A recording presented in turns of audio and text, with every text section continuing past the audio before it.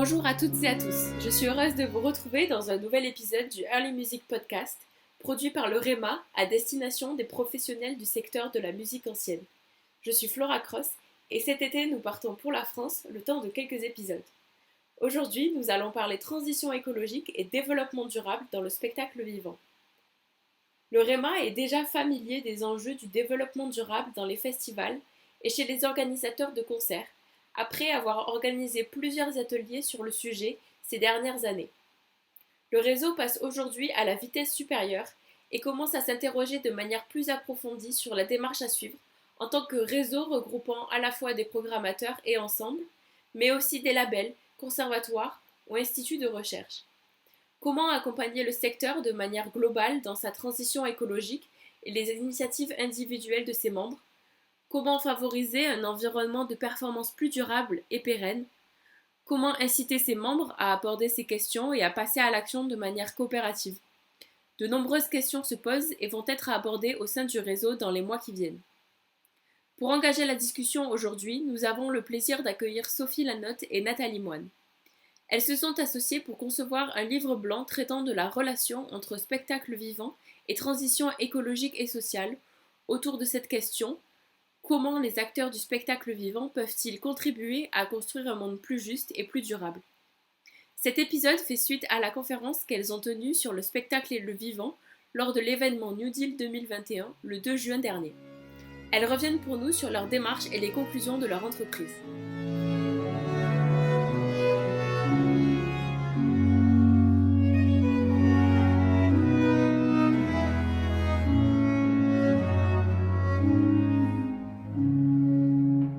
Je suis Sophie Lanotte, fondatrice et directrice associée de Galatea Conseil, qui est une société de conseil qui accompagne les acteurs privés et publics de la culture en matière de management, stratégie et transformation. Je suis Nathalie Moine, fondatrice de Flores, qui est donc une société de conseil en stratégie qui accompagne les acteurs culturels soucieux de repenser leur relation au territoire et à ses habitants. Alors, nous avons coutume de dire que notre collaboration procède de la rencontre de deux engagements et de la volonté d'aligner notre sensibilité citoyenne et notre volonté de contribuer à la transition écologique et sociale avec notre pratique professionnelle, puisque l'une et l'autre, ça fait 15-20 ans que nous sillonnons les territoires et que nous collaborons avec des acteurs et actrices culturelles.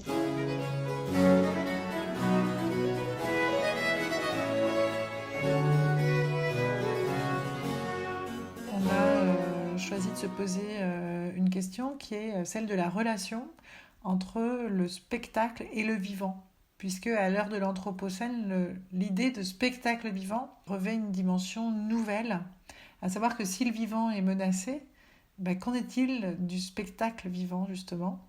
Donc pour se poser cette question, on a décidé d'interroger une soixantaine de personnes qui étaient à la fois des acteurs du spectacle vivant, mais aussi de la culture, des sciences humaines et de la transition, pour dresser un état des lieux des usages et des questionnements, et bien sûr pour envisager de nouvelles approches qui confortent le caractère essentiel du spectacle vivant, qui donnent des cheminements possibles pour l'avenir.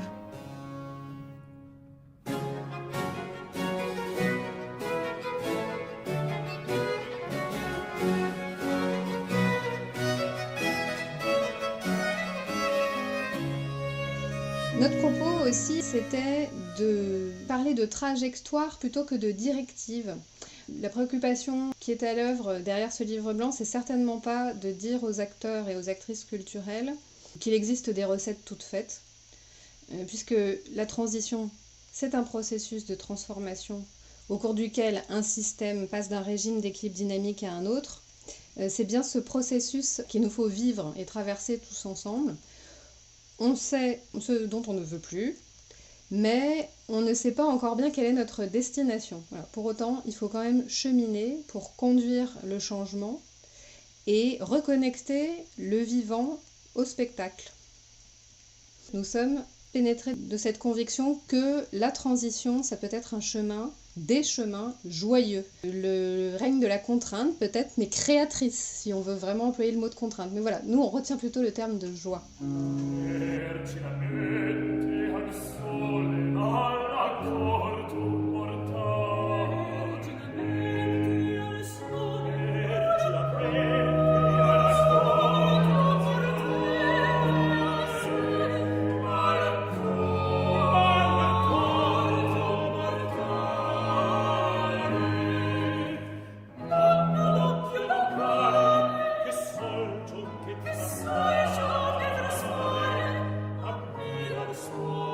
Pour changer de pratique, changer de manière de faire, il est très important de changer de manière de voir et de considérer les choses aussi. Et du coup, de choisir ses mots peut-être autrement.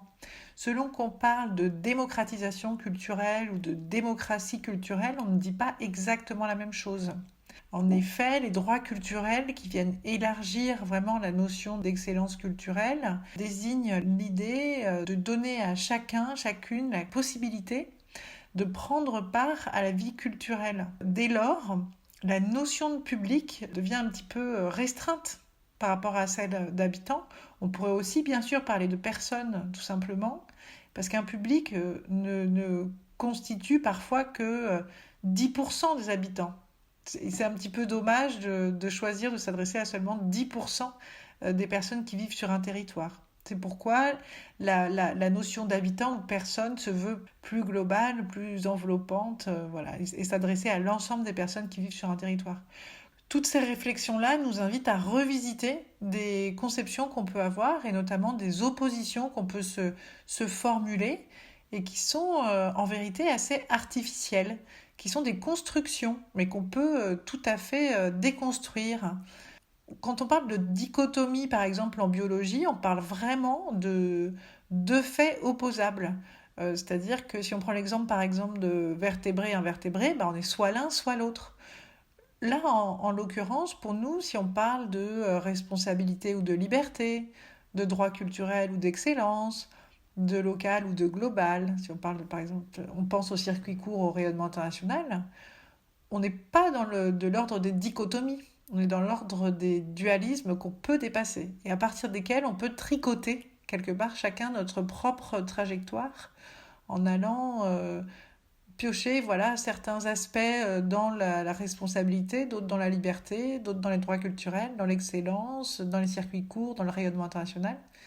Et toute la question qui se pose au-delà de ces différentes dimensions, c'est vraiment celle du comment.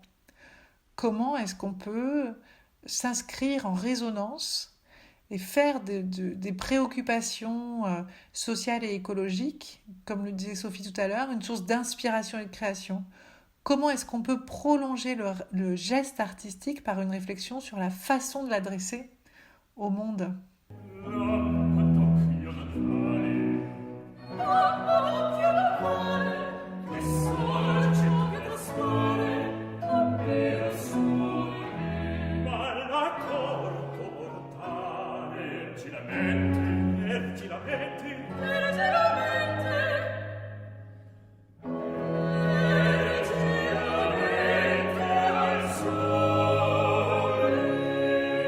La crise, elle agit comme un révélateur et un accélérateur de tendances qui préexistaient.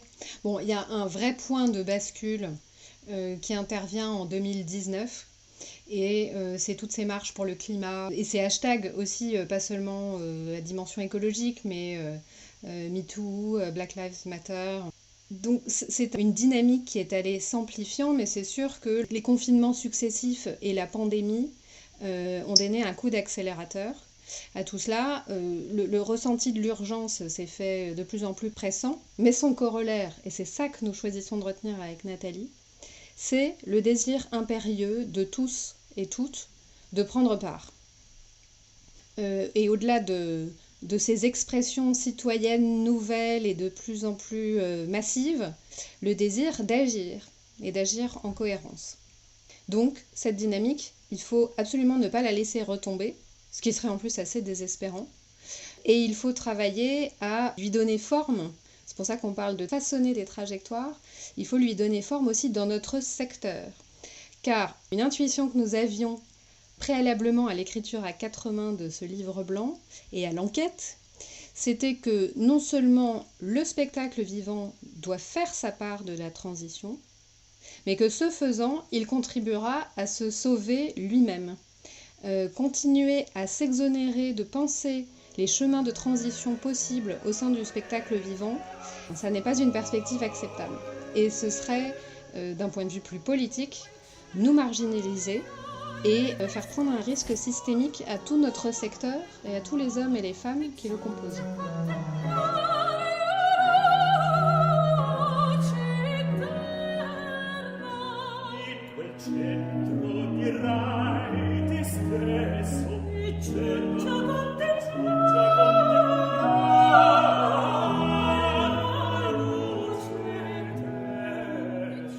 Dans cette période qui était très très compliquée, aussi pour des consultantes qui, en l'occurrence, s'adressent en premier lieu à des structures culturelles qui n'étaient plus en capacité de travailler et d'établir le même nombre de projets qu'habituellement, qui mettaient leurs projets quelque part en suspens.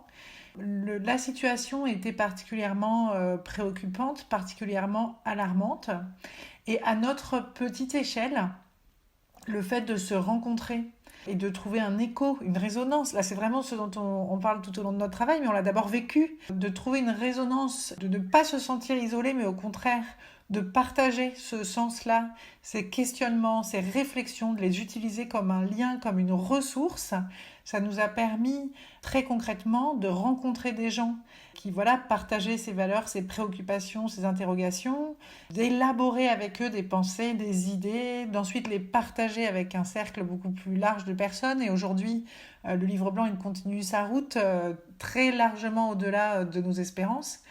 Et ça, c'est vraiment très réjouissant pour nous. On a constitué notre petit laboratoire aussi, et tout le cheminement dont on parle là, on l'a vécu à notre petite échelle, et du coup, on a pu témoigner à quel point il peut être joyeux de s'interroger ensemble sur ces questions-là, d'aller au-delà des différences qui peuvent a priori nous opposer. Par exemple, on est allé interroger des personnes qui travaillent dans le secteur du théâtre, mais aussi des anthropologues, des philosophes, une directrice d'hôpital psychiatrique, des personnes qui étaient très éloignées de nos horizons, et ça nous a énormément nourris. C'est pourquoi quand on parle d'un cheminement joyeux, émouvant quelque part, incarné, on a vraiment été traversé par ça, et c'est aussi dans une envie de partager ce type de réflexion très très au-delà de notre propre propos.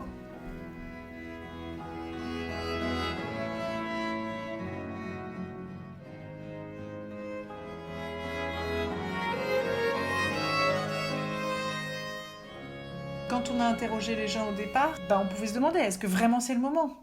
On parle d'un secteur qui est très sinistré, peut-être qu'on va nous dire, mais ces réflexions sont lointaines ou idéalistes, parce que la question qu'on leur a posée à tous, c'est comment peut-on rendre le monde plus juste et plus durable ? D'emblée, ça peut être un petit peu désarçonnant.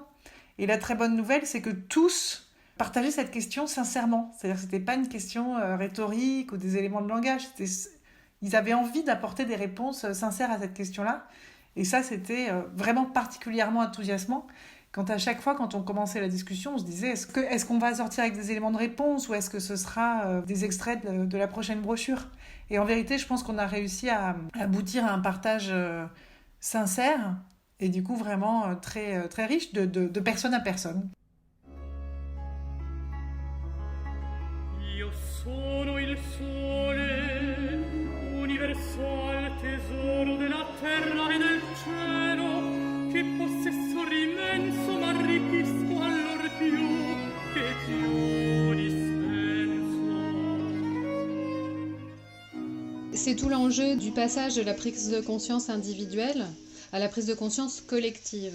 Une de nos marottes, ou de nos convictions, pour le dire autrement, avec Nathalie, c'est que les organisations culturelles doivent absolument trouver des espaces qui soient réels, planifiés ou plus sensibles et poétiques pour autoriser la parole.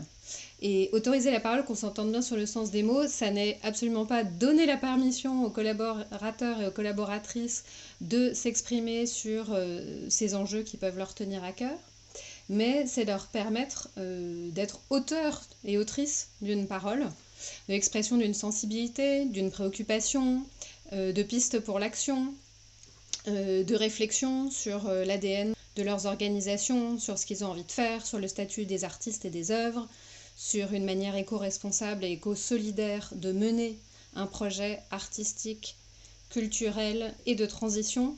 Voilà, c'est cette autorisation de la parole qui est cruciale et qui va permettre aux dynamiques de se mettre en place, qu'elles émanent des équipes, pour ainsi dire du bas, ou que ce questionnement, ces interrogations viennent du haut des directions. En tout cas, voilà, c'est toutes ces dynamiques qu'il s'agit de brasser, de mettre en mouvement pour permettre à un chemin de transition de se co-construire.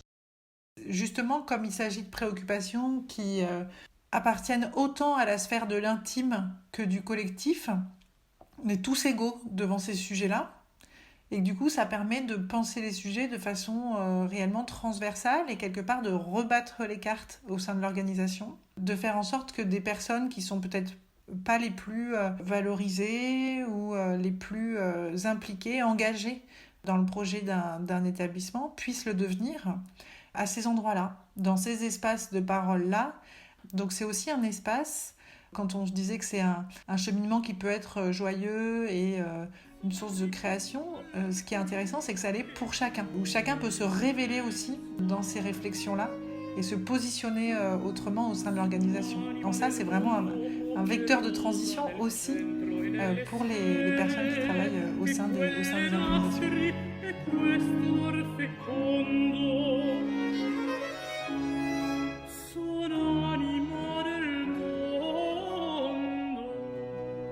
On en a eu un très très bel exemple avec Émilie Delorme, qui est la directrice du Conservatoire national supérieur de musique de Paris, qui nous a expliqué comment le projet d'établissement a été conçu de manière collective. Bien sûr, elle conserve sa responsabilité de directrice et ses prérogatives en termes de décision, mais enfin, on a senti que c'était vraiment un projet d'établissement qui avait été co-construit et ça augure d'une dynamique tout à fait différente pour cet établissement dans les prochaines années, un établissement qui a un projet très ambitieux et très connecté avec ces enjeux de transition écologique et sociale. Oui, et Loïc Guénin en parlait aussi dans le livre blanc, puisqu'il explique qu'il a organisé vraiment une transversalité au sein de son équipe, aussi au point de vue artistique, c'est-à-dire que l'ensemble de l'équipe analyse les dossiers et les candidatures pour effectuer des résidences au sein du milieu, et que du coup les décisions qui se prennent sont d'une toute autre nature que celles qu'il aurait prises lui. Et il disait qu'il avait découvert des artistes qu'il n'aurait sans doute pas découvert s'il avait cheminé dans son réseau habituel. Donc à ce titre-là, ça constitue vraiment une ouverture qui est féconde, qui est intéressante à tous les endroits. Et pas uniquement pour les personnes qui ont enfin voix au chapitre. Aussi pour celles qui ont toujours voix au chapitre et qui tout à coup peuvent bénéficier d'autres regards et d'autres points de vue.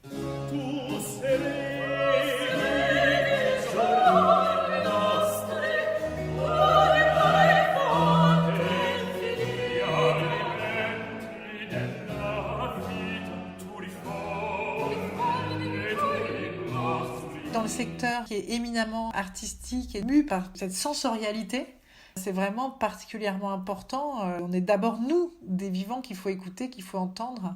C'est intéressant de chausser les lunettes du vivant en se disant à chaque endroit de ses décisions, dans toute la marge possible de nos actions, de notre liberté, est-ce qu'on est suffisamment attentif? Est-ce qu'on a suffisamment d'égards pour les personnes qui nous entourent, pour toutes les richesses que constituent les propositions artistiques, mais aussi tous ceux qui les rendent possibles dans toutes les actions qu'on peut mener au quotidien.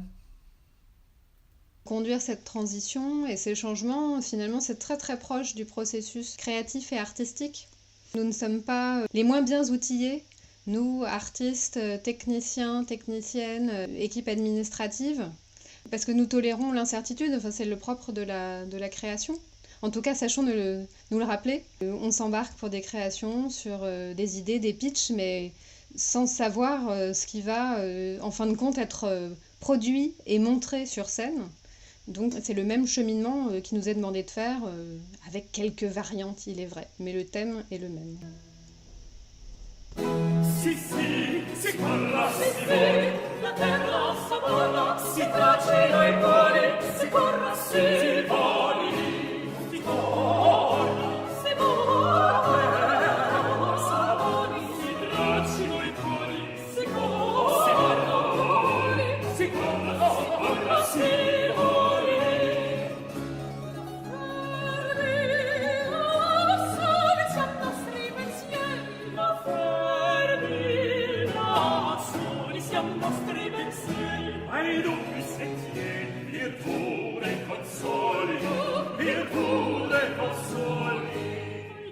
Merci Sophie et Nathalie d'avoir accepté de nous parler du processus de création de ce livre blanc et des quelques pistes que vous avez abordées.